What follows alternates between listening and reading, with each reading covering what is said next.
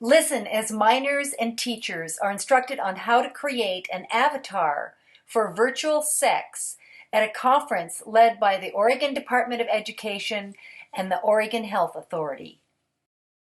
So avatars are central to our experience in virtual spaces. They are a virtual representation of yourself. And making an avatar is a projection. You are projecting onto yourself. It's identity formation.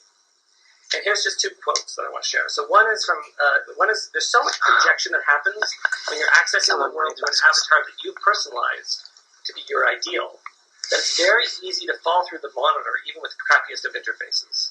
So this is Kyle Mashulis, he's a robotics engineer, and he's talking about how when you spend a lot of time making an avatar, your experiences in these virtual spaces is very deep, it's very emotional, it's very different. And then the other quote is from a journalist named Ian Dibble, who wrote the first book about sort of avatars in virtual spaces. And he just says, avatars are not just an escape. Avatars are a partner, they're a tool, they're a fantasy, they're a business suit, and they're always a form of play. Avatar is not like a plastic piece that you put on a game board that stands in for you. Right? Avatars are really us. So I'm just going to share, this is some of the things that cybersex looks like, or virtual sex with avatars looks like. So sometimes it looks very familiar. This looks like something probably you're familiar with what you're seeing.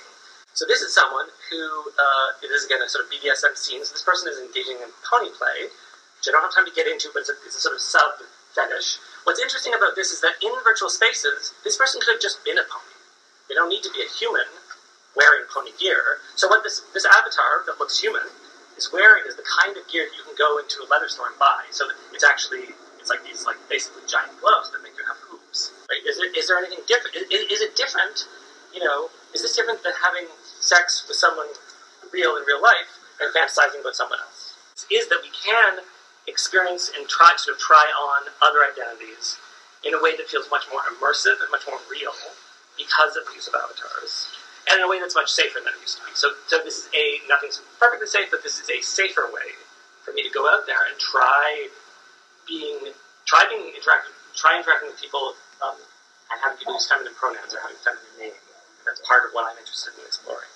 Because in the world, I look like a guy, and so people interact with me that way. Is this what you want for your child? Contact Parents' Rights in Education. Visit our website, parentsrightsined.net.